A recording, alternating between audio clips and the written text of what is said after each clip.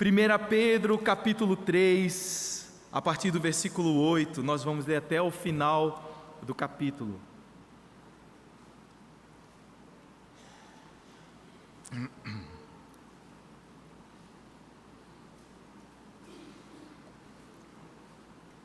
Estamos sem aquele reloginho que fica ali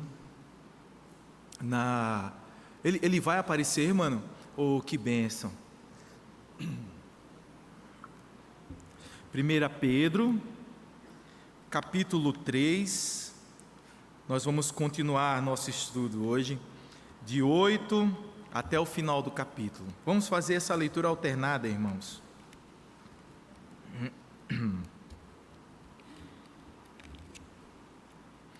Finalmente, irmãos, sede todos de igual ânimo, compadecidos, fraternalmente amigos, misericordiosos, humildes, não pagando mal por mal ou injúria por injúria. Desculpa, eu estou lendo a parte de vocês, né? Leitura alternada, versículo 9, irmãos, por favor.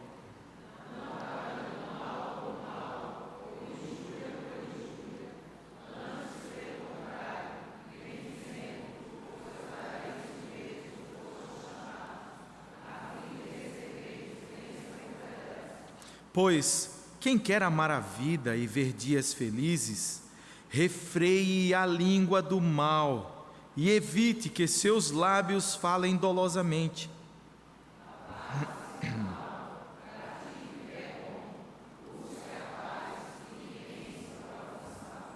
Porque os olhos do Senhor repousam sobre os justos, e os seus ouvidos estão abertos às súplicas, às suas súplicas, mas o rosto do Senhor está contra aqueles que praticam males.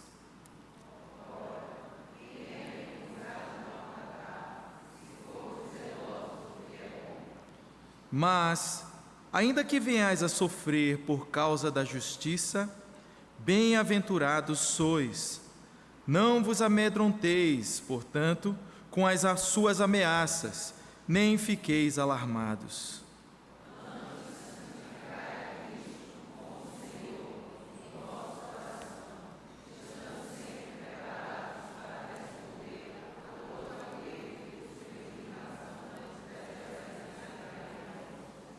Fazei-o, todavia, com mansidão e temor, com boa consciência, de modo que, naquilo em que falam contra vós outros, fiquem envergonhados os que difamam o vosso bom procedimento em Cristo.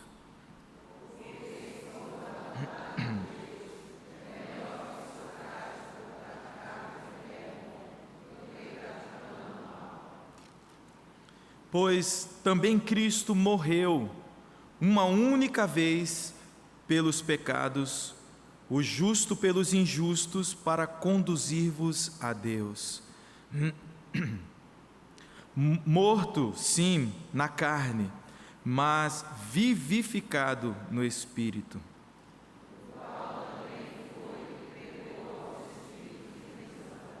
Os quais, noutro tempo, foram desobedientes, quando a paciência de Deus aguardava nos dias de Noé, enquanto se preparava a arca, na qual poucos, a saber, 8 pessoas, foram salvos através da água.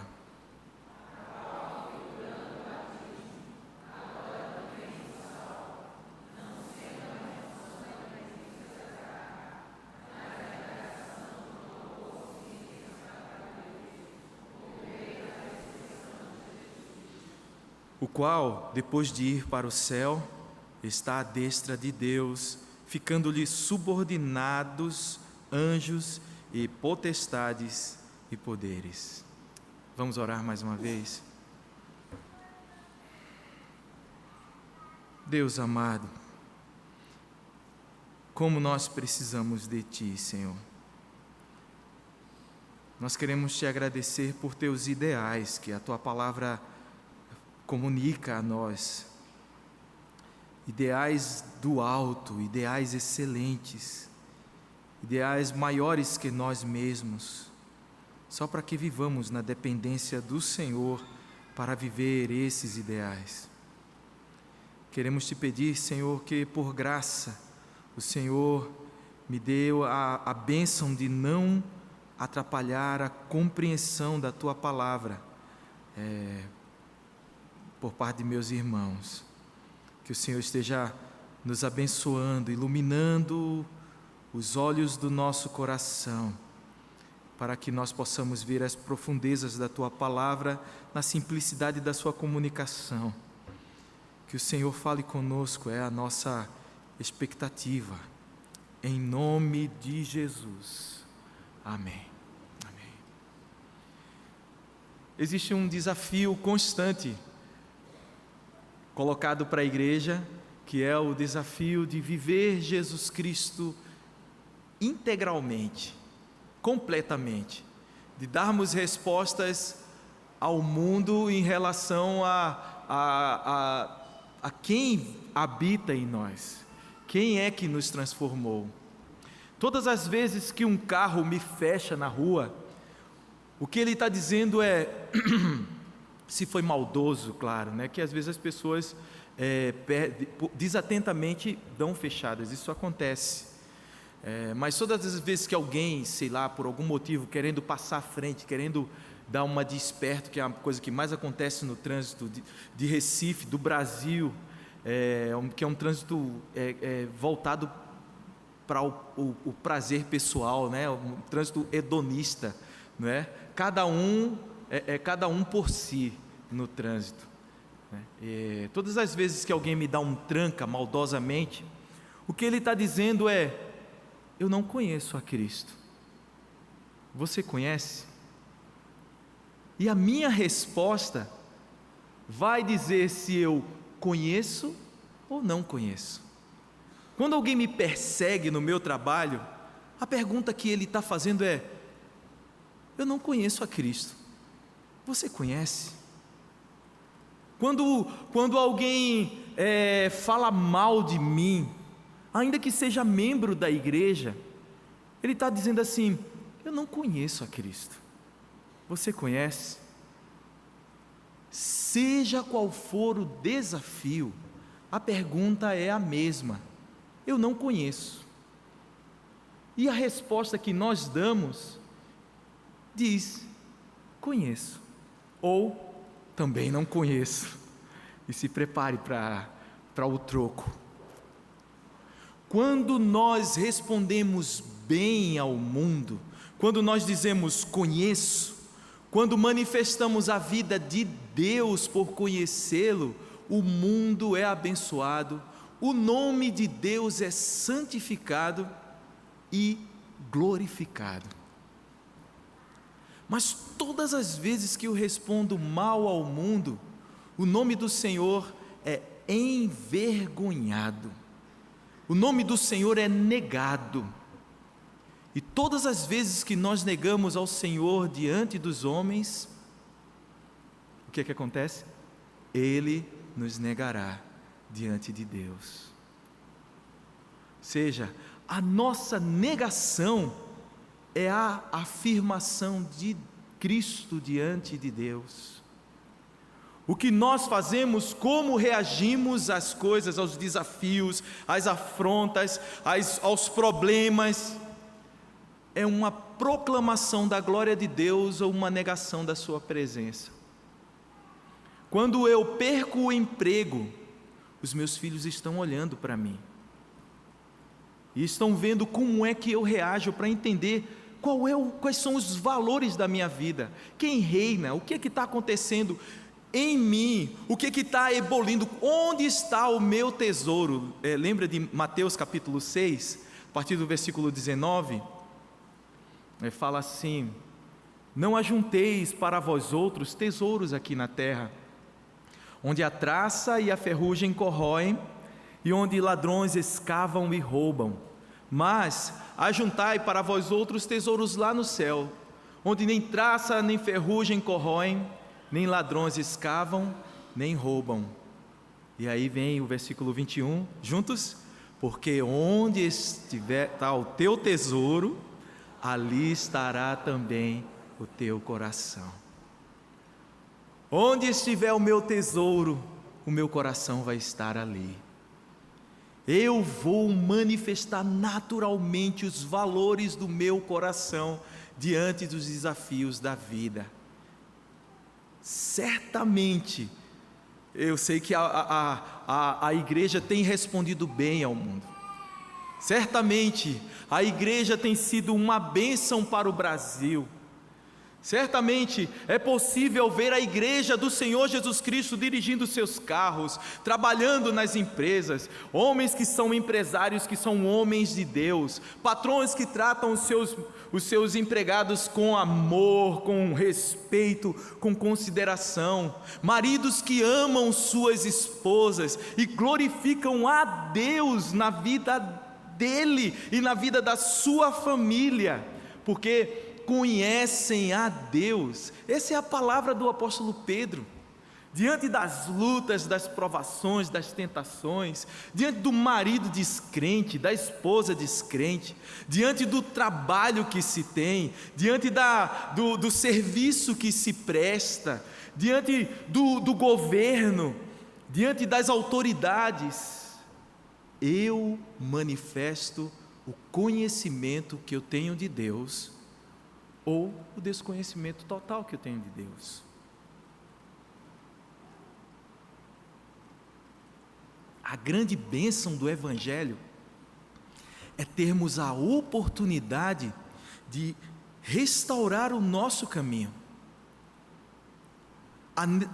O pecado que muitas vezes se manifesta em nós, apesar de ser uma negação da presença do Senhor, pode ser essa dificuldade pode ser resolvida a partir da obediência, e esse é o convite do apóstolo Pedro: venham para obedecer. Vai ser uma bênção para o mundo, quando eu chegar para minha esposa e lhe pedir perdão pelo meu pecado,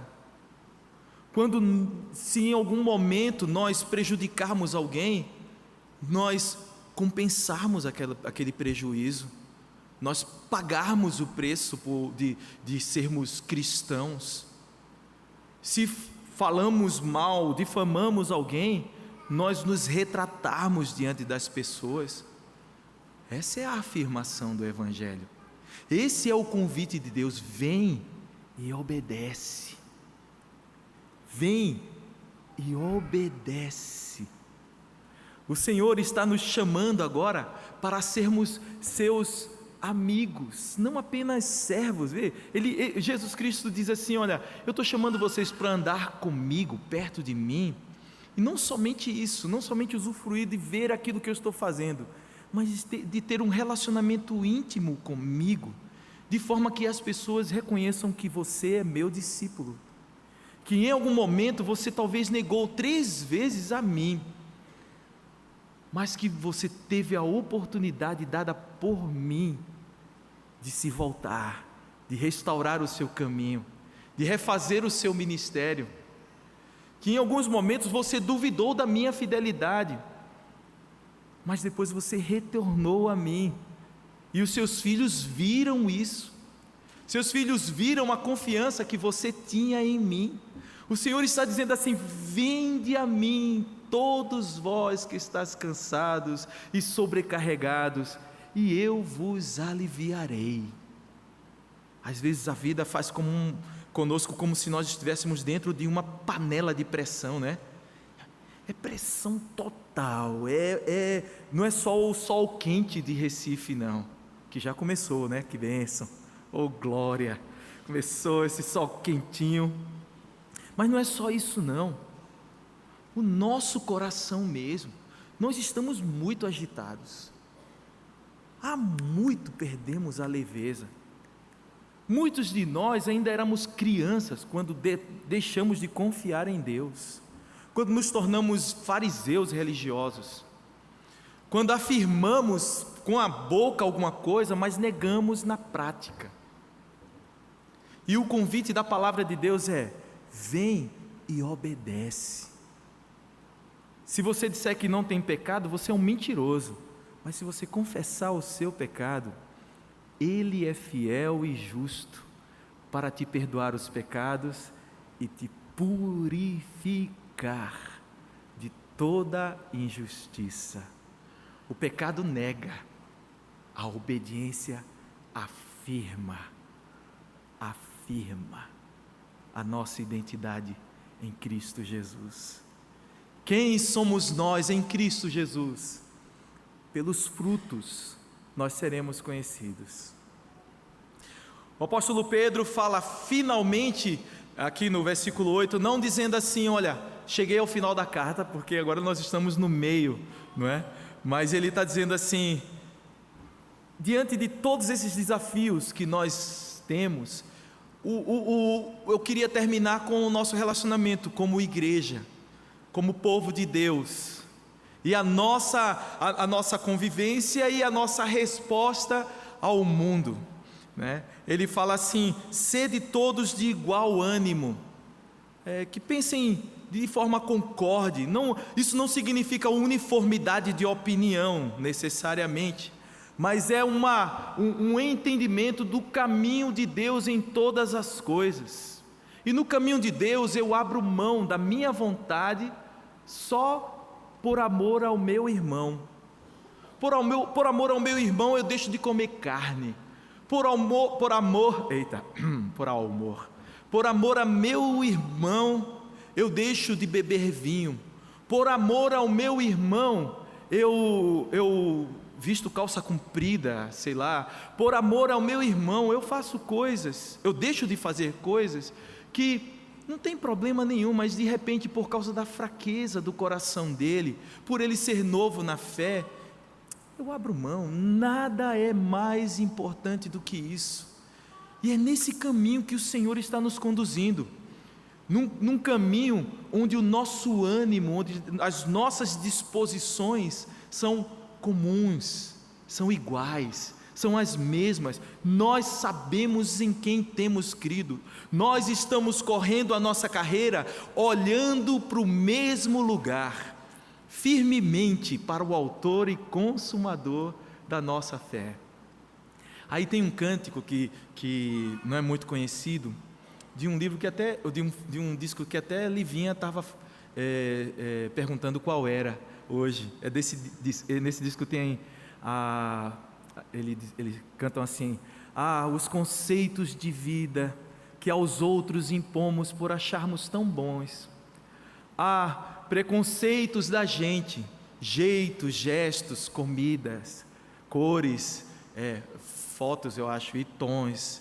Ele está falando que a mudança que vem do céu é uma mudança que grego e judeu passam a ter uma mesma esperança e não impõem aos outros aquilo que a palavra de Deus não impõe.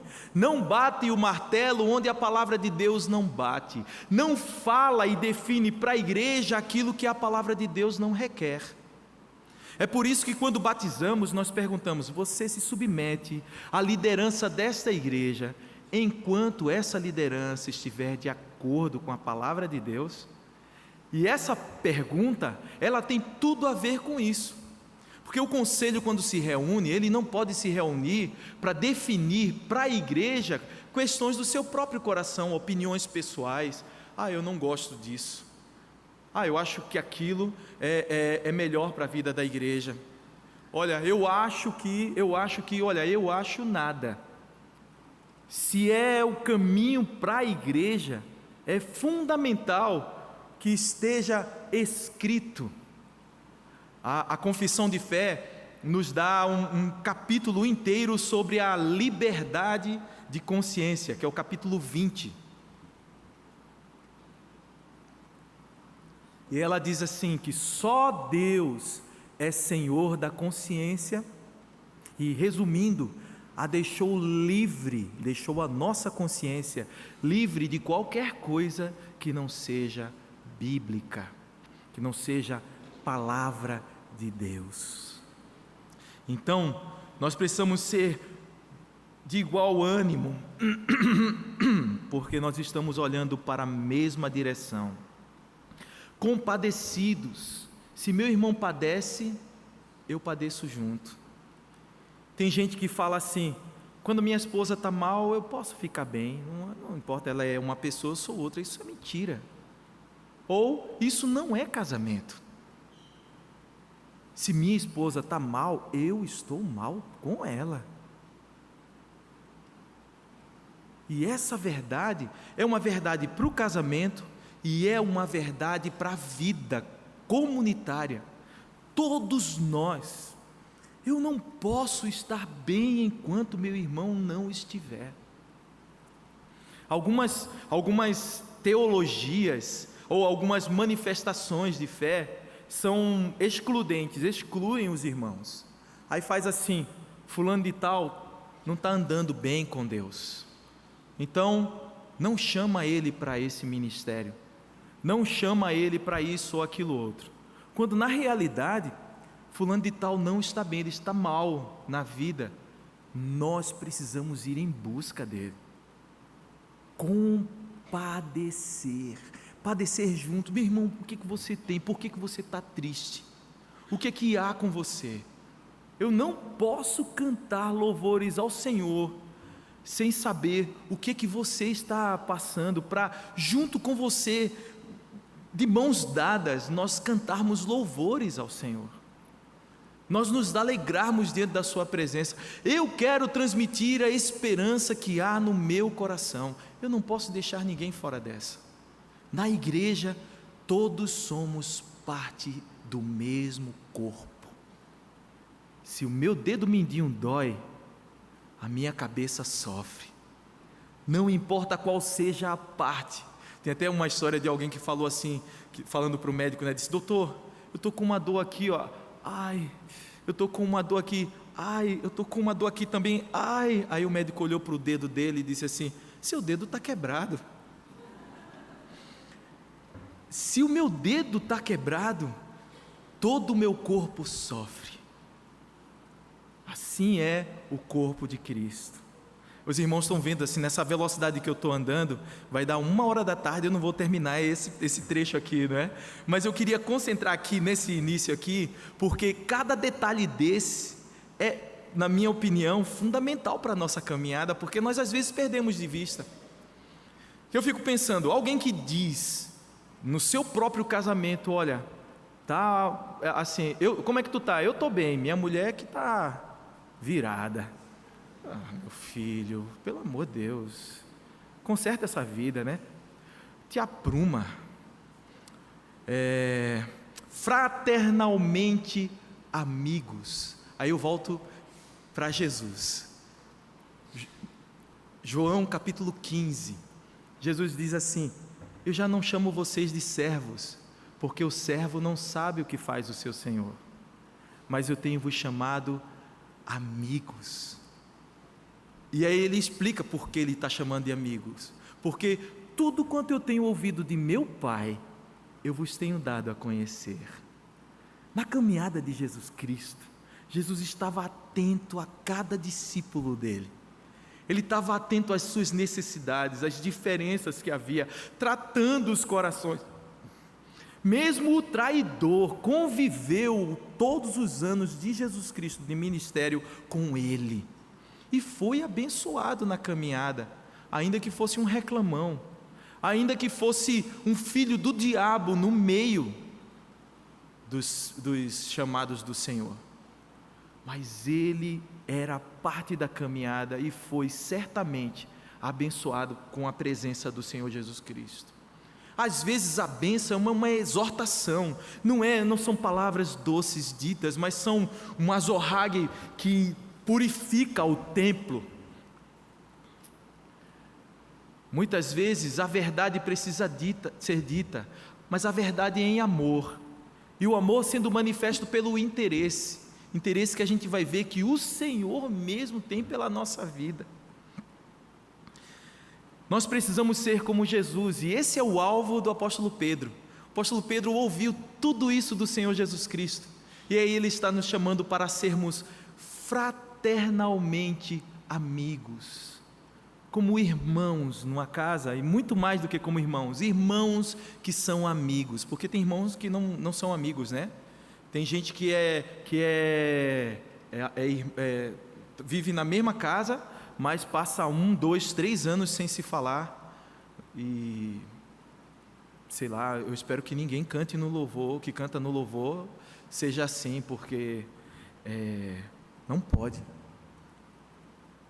Precisa, se tem alguém que tem alguma coisa contra a gente precisa deixar a nossa oferta sobre o altar, né? Mateus capítulo 5, voltar e resolver com o irmão. Muitas vezes o irmão não vai querer resolver, mas você obedeceu, e aí volta e entrega a oferta, fraternalmente, amigos, como Jesus Cristo foi, misericordiosos. E ser misericordioso não é necessariamente ser altruísta, no sentido de dizer assim, olha, aqui acima da minha justiça, né? Assim, aqui em toda a minha dignidade, diante do mal que você me fez, eu resolvi não fazer o mal a você, ou não dar o mal que você merece como paga.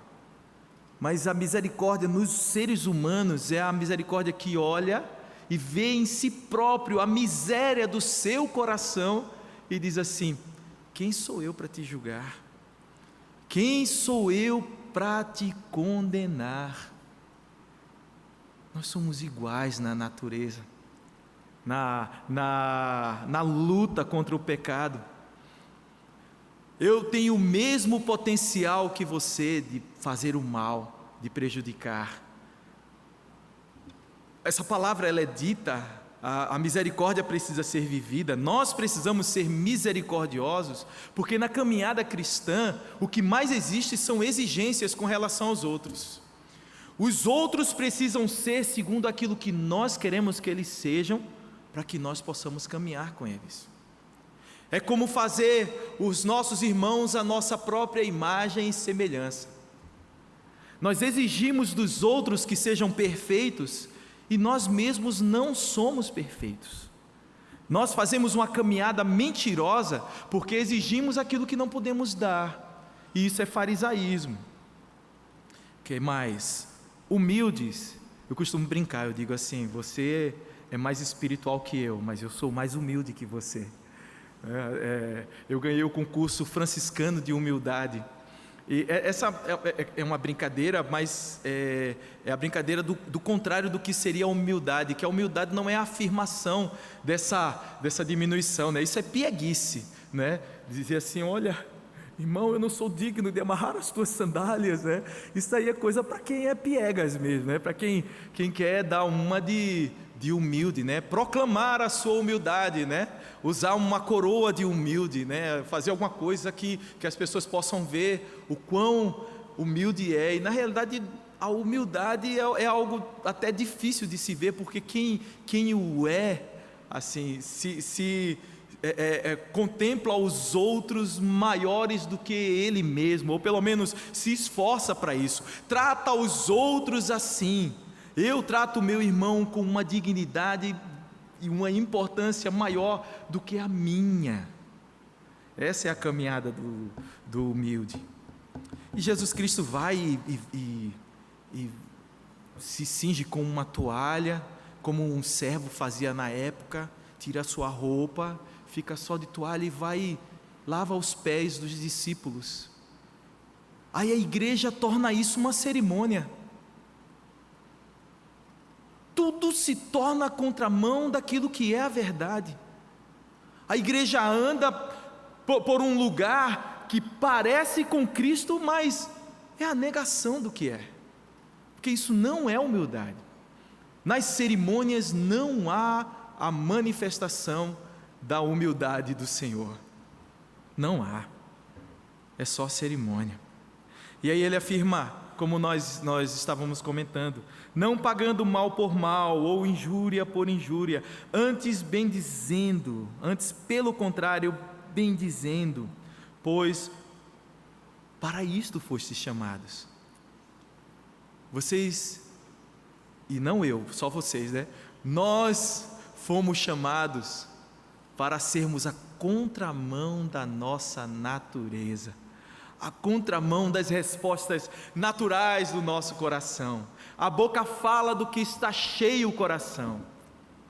E o apóstolo Pedro está nos chamando para, como crianças recém-nascidas, buscar o genuíno leite espiritual para que vivamos. Só existe vida no alimento da palavra, só existe vida de Deus na vida daquele que busca a palavra de Deus. As nossas respostas pecaminosas ao mundo são a manifestação da nossa necessidade de Deus. E são a manifestação do nosso vazio, do vazio do nosso próprio coração. Nós estamos dispostos a brigar, a fazer guerra dentro da igreja por causa das nossas vontades, e cada um puxa para um lado. Mas nós fomos chamados para parecermos com Cristo. Esse é o chamado do discípulo, é sermos iguais ao Mestre. E o fim disso é receber bênção por herança. Sempre há bênçãos para a obediência, né? Bênçãos que são naturais, decorrem da obediência. Então, nós teremos bênção por herança, se quando maltratados, nós tratarmos bem os outros. Quando falarem mal de nós, nos difamarem, nós trazermos uma palavra que abençoe a vida da pessoa, não é? Bem dizendo, e não injuriando as pessoas. E aí ele leu o Salmo 34 que nós lemos: quem quer amar a vida, viver dias felizes, deve obedecer a palavra, evitar só por falar, parar de mentir, de agir de má fé, precisa apartar-se do mal, viver a prática do bem, porque conhece ao Senhor. No Salmo 34, o salmista está nos convidando a obedecer a Deus de tal forma que a nossa vida se torne diferente, seja abundante por causa dos frutos que nós proclamamos. É como se todo o mal que viesse até nós perdesse a força, porque nós estamos dispostos a não responder da mesma forma. Responder pacificamente à guerra. Eu não vou falar no mesmo tom que me ofende nesse momento. Eu não vou responder da mesma forma que se espera. Porque a tendência natural é que nós continuemos essa guerra, né? Que diante da pergunta, você conhece a Deus? Nós neguemos. E essa negação vai ser natural. Ela não é algo assim que precisa de um esforço. Ela é algo que já está em nós. É como essa água. Se agitar o copo, o que vai sair daqui é o que enche ele. E o que enche ele nesse momento é água. Então o que vai sair, o que é que saiu? Água. Quando eu olho para minha esposa e digo para ela assim: minha filha, me perdoe, não foi isso que eu queria dizer. Aí eu falei semana passada, né? Foi exatamente isso que eu queria dizer, minha filha, me perdoe, é porque eu não presto mesmo. Ele fala no versículo 12: porque os olhos do Senhor repousam sobre os justos, e os seus ouvidos estão abertos às suas súplicas, mas o rosto do Senhor está contra aqueles que praticam males. Não vai dar nem para prosseguir com a mensagem, porque eu falei muito. Mas tem um cântico, Danilo, tu pode vir aqui no teclado, em Lá maior. Tem um cântico que fala sobre essa bênção, a bênção da obediência, que está lá em João 14, versículo 21. Aquele que tem os meus mandamentos e os guarda, esse é o que me ama. Aquele que tem os meus mandamentos e os guarda, esse é o que me ama.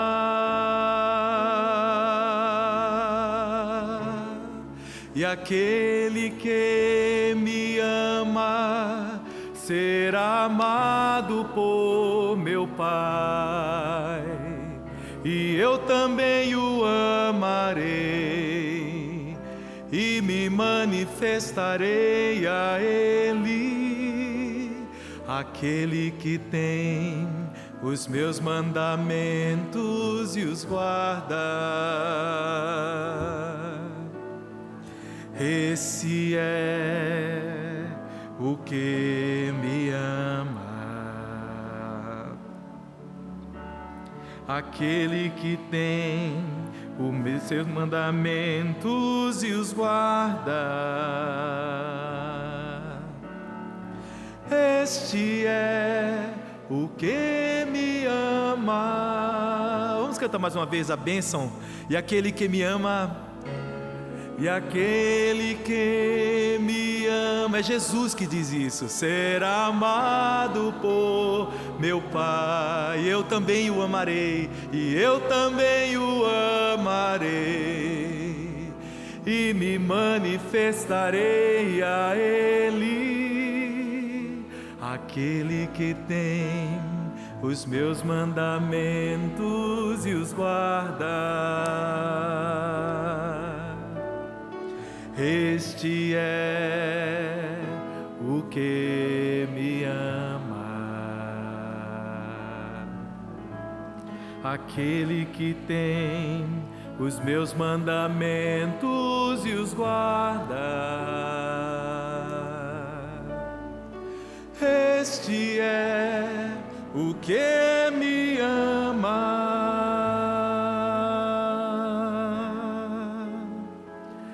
Este é o que me ama.